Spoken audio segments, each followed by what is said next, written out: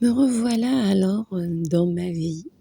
Alors j'ai souvent entendu ce mot, Moualima, maîtresse, enseignante.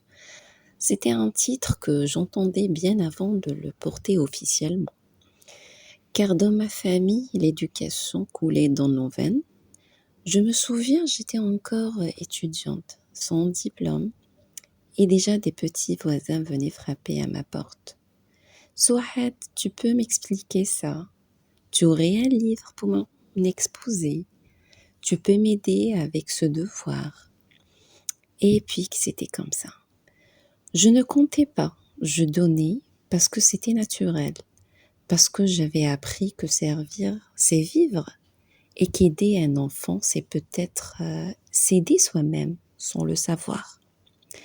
Puis un jour, les parents de ces enfants, une famille que je salue du fond du cœur, m'ont dit, enfin m'ont essayé de m'expliquer, et si au lieu qu'ils te dérangent à chaque fois, tu leur donnais carrément des cours? Ce n'était pas un contrat, ce n'était pas un plan de carrière, c'était juste un élan. Eh oui, un élan. Et puis avec hésitation, beaucoup de réflexion, j'ai dit oui. Pas par ambition, par bienveillance et surtout par amour de ces enfants-là. Ce que je ne savais pas, c'est que ce oui allait tout changer. Que ce oui allait un jour donner naissance à The Odyssey of Little Muslims.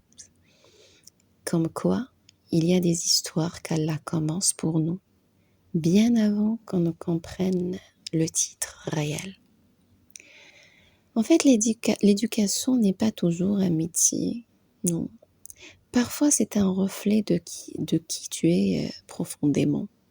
Si tu as la patience d'un regard, la tendresse d'une explication, la lumière d'un mot doux, alors tu es déjà une mu'allima ou un mu'allim, bien sûr, même sans tableau noir.